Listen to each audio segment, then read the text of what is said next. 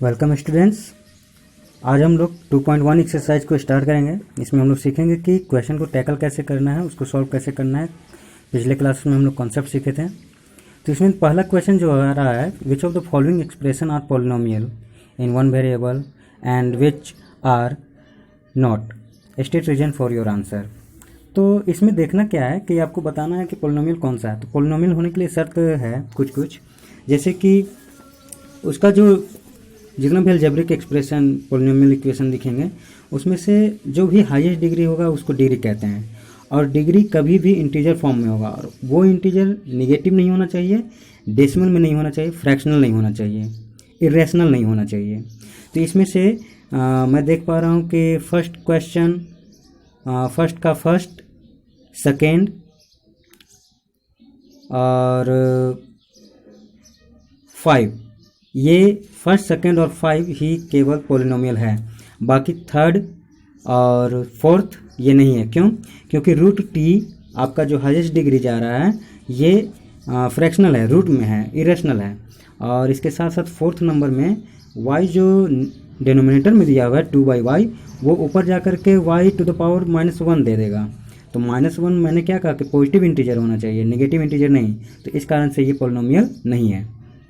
और बाकी first, second और आपका 5 है, क्योंकि जितने भी वेरिएबल हैं, वेरिएबल वाला टर्म में जो भी डिग्री है, जो भी एक्सपोनेंट है, वो इंटीजर फॉर्म में होना चाहिए, पॉजिटिव इंटीजर। √2 कांस्टेंट वैल्यू है, that doesn't matter, that can be. Second question हो रहा है right the coefficient of x square. तो एक्स स्क्वायर का कोफिशिएंट फर्स्ट क्वेश्चन में हम लोग देखते क्या है कि एक्स स्क्वायर को एक्स वेरिएबल है हर क्वेश्चन में, और हम लोग एक्स स्क्वायर वाले टर्म पे जाएंगे। तो एक्स स्क्वायर वाले टर्म पे अगर जाएंगे तो फर्स्ट क्वेश्चन में अगर वहाँ कुछ नहीं है तो उसके बगल में हम लोग 1 ट्रीट करेंगे और वहाँ पे कोफिशिएंट लिखेंगे 1। एक्स स्क्वायर के बगल में 1 है कोफिशिएंट। उसके बाद सेकेंड क्वेश्चन में है -x², तो यानी कि वहाँ पे 1 है लेकिन निगेटिव के साथ, -1 वहाँ पे आंसर हो जाएगा। सेकेंड है x², उसके बगल में है π/2, तो π/2 कोफिशिएंट हो जाएगा। नेक्स्ट क्वेश्चन में x² का टर्म ही नहीं है, तो हम लोग वहाँ कोफिशिएंट 0 लगाएंगे, क्योंकि वहाँ टर्म ही नहीं है, लेकिन 0 तो जरूर है। थर्ड क्वेश्चन में है give one example each of a binomial of degree 35। तो इसमें सोचना क्या है, बाइनोमियल है यानी कि 2 टर्म मिलेंगे, यानी कि प्लस माइनस के साथ 2 टर्म आप लोग ले लीजिए। वेरिएबल सिंगल होना चाहिए, ठीक है। तो डिग्री 35 है, यानी कि x⁻35 ले लेते हैं, +10 ले लेते हैं। तो x⁻35 + 10 या x⁻35 या 5x⁻35 + 10, इस तरह से बहुत सारा इसमें ऑप्शन मिल जाएगा। तो हम लोग का आंसर क्या हो रहा है इसका, x⁻35 + 10, ये बाइनोमियल है। दूसरा हो जाएगा मोनोमियल ऑफ डिग्री 100। तो x⁻100 सिंपल, या 5x⁻100 या √2 x⁻100 या √2 x⁻50 y⁻50, अगर ये डबल वेरिएबल का अगर है तो। सिंगल वेरिएबल में मोनोमियल में हम लोग लिख सकते हैं 5x⁻100। फोर्थ क्वेश्चन में right the degree of each of the following polynomials. तो हम लोग डिग्री अगर देखेंगे तो हम लोग क्या करेंगे, डिग्री किसको कहते हैं, highest value of the any terms. तो हम लोग देखेंगे, और वो भी पॉलिनोमियल होना चाहिए, यानी कि इंटीजर फॉर्म में। तो फर्स्ट क्वेश्चन में देख रहे हैं हम लोग कि x⁻3 सबसे ज़्यादा वैल्यू है, तो 3 इसका डिग्री हो जाएगा। सेकेंड क्वेश्चन में 2 हो जाएगा, y²। यहाँ पे 5t है, तो t⁻1 ट्रीट करेंगे, तो यहाँ पे 1 ही हो जाएगा। और लास्ट क्वेश्चन में बहुत ही टिपिकल क्वेश्चन है, कांस्टेंट वैल्यू दिया हुआ है और पूछ रहा है डिग्री। तो यहाँ पे अगर x⁻0 है तो वो 1 ही वैल्यू माना जाता है, लेकिन यहाँ पे अगर 3 × x⁻0 ट्रीट करें तो वैल्यू उतना ही रहेगा, x⁻0, क्योंकि 1 हो जाएगा। तो x⁻0 यानी कि हाईएस्ट वैल्यू, हाईएस्ट डिग्री क्या हो रहा है, 0। तो यहाँ पे फोर्थ नंबर का डिग्री 0 हो जाएगा। क्वेश्चन नंबर 5 का classify which of the following as a linear, quadratic और क्यूबिक। तो मेरा कहना है लीनियर अगर डिग्री 1 है हाईएस्ट तो वो लीनियर हो जाएगा, डिग्री 2 है तो क्वाड्रेटिक हो जाएगा, और 3 है तो क्यूबिक हो जाएगा। तो मेरे ख्याल से फर्स्ट क्वाड्रेटिक है, थर्ड भी क्वाड्रेटिक है, 6 भी क्वाड्रेटिक है, ये हो गया। और क्यूबिक में हो जाएगा सेकेंड, 7th, और लीनियर में हो जाएगा केवल और केवल 5 नंबर, और लीनियर एक और है 4th नंबर 1 + x। ठीक है, इसके बाद हम लोग जीरोज ऑफ द पोलिनोमियल में हम लोग आते हैं 1 बाय 1 करके। तो जीरोज ऑफ द पोलिनोमियल में फर्स्ट क्वेश्चन हम लोग एग्जांपल ले रहे हैं 5x - 4x² + 3। इस पोलिनोमियल का वैल्यू क्या होगा एट x = 0, x = -1, x = 2 पे। तो x = 0 को हम लोग p0 भी बोल सकते हैं, p-1, p@2 इस तरह से भी बोलते हैं। तो ये फर्स्ट क्वेश्चन सेकंड क्वेश्चन का ही हम लोग का डिस्क्रिप्शन हो जाएगा, इसी तरह का सॉल्यूशन करना होगा। तो हम लोग पहले x = 0, यानी कि इसका मतलब होता है कि x जहाँ जहाँ पे है वहाँ वहाँ पे 0, x जहाँ जहाँ पे -1 है वहाँ वहाँ पे -1, x जहाँ जहाँ पे है वहाँ वहाँ 2। तो इस तरह से हम लोग का at particular domain we will find the value of this polynomial. तो हम लोग p अगर 0 का बात करें, तो 5 × 0 + 4 × 0² 0 ही हो जाएगा, +3। तो इसका टोटल आंसर 3, 0, 0, 3।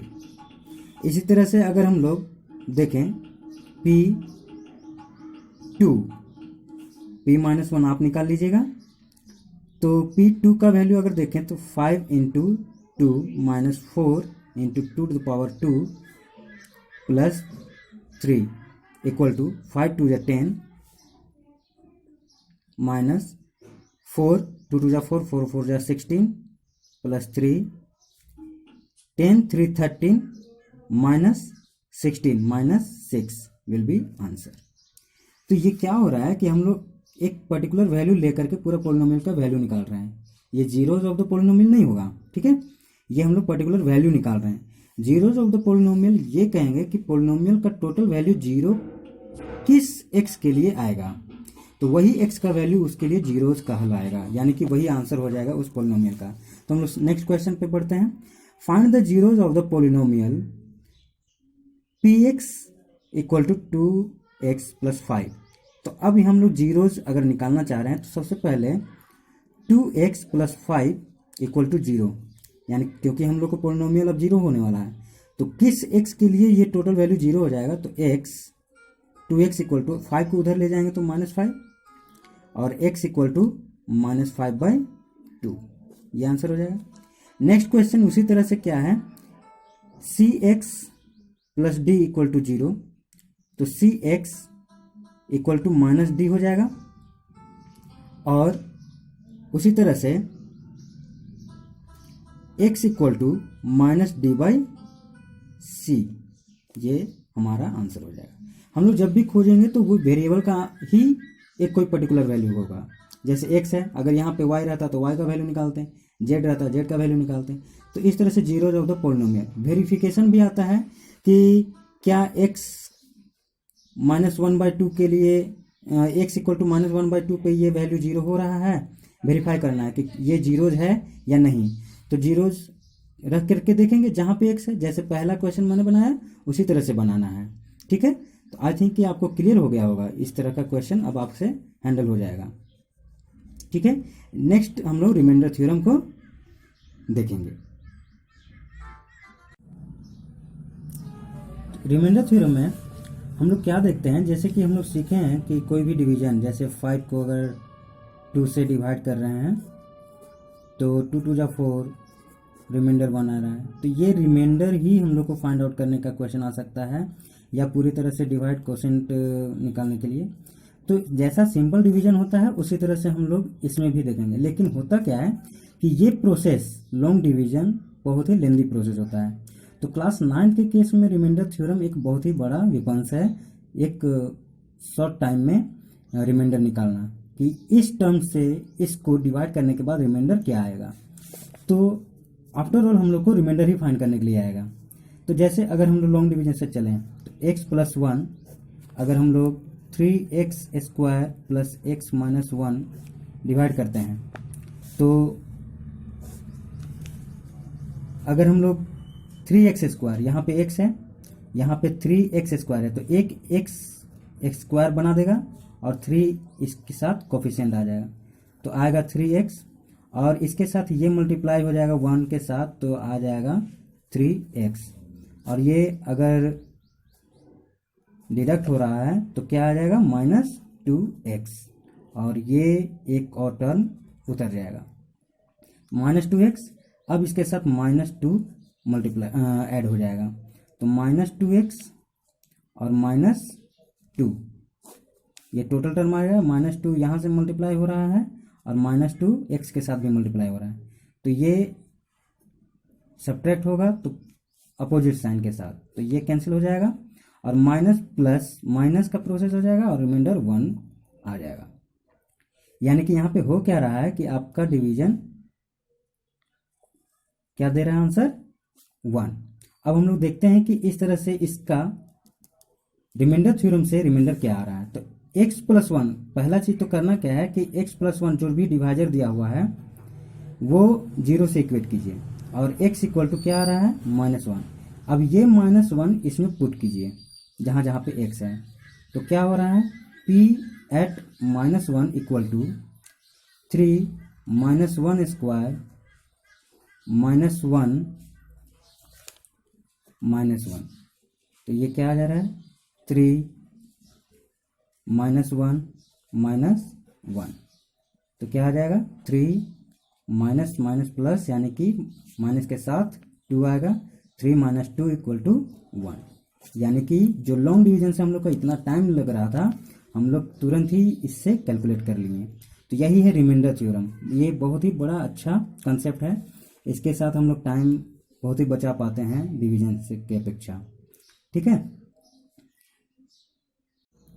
अब एक क्वेश्चन है, check whether 7 + 3x is a factor of 3x³ + 7x। तो इसमें हम लोग क्या करेंगे, अगर देखिए अगर कोई किसी का फैक्टर है, इसका मतलब उस चीज़ से इससे अगर इसको डिवाइड करेंगे तो रिमाइंडर क्या आएगा 0।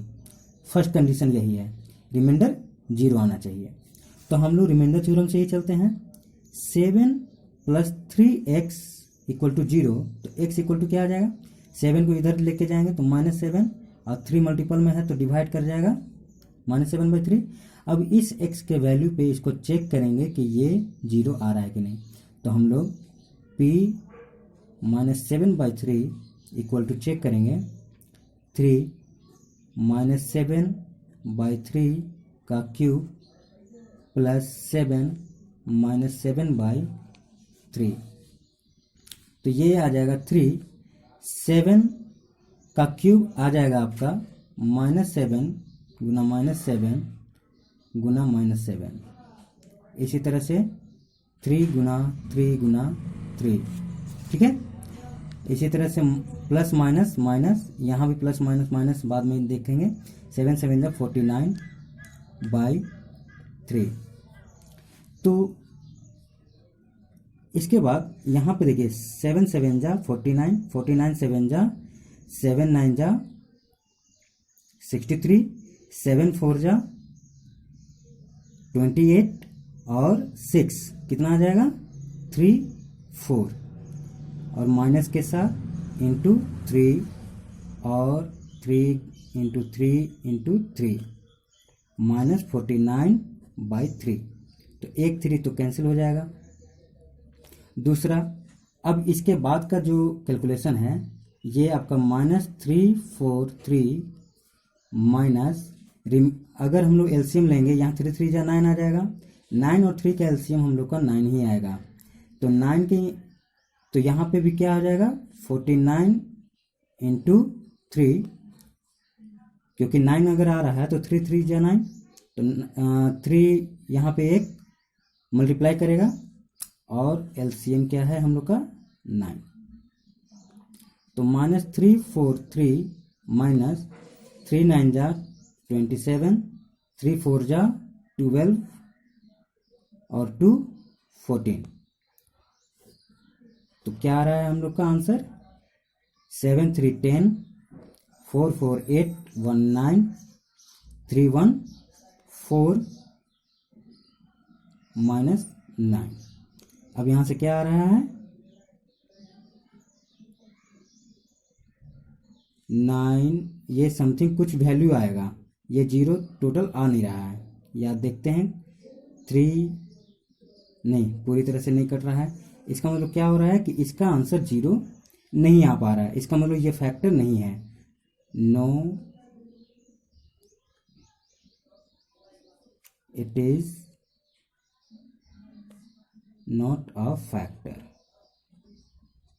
ठीक है, एक बार फिर से चेक कर ले रहे हैं। -7 3 4 3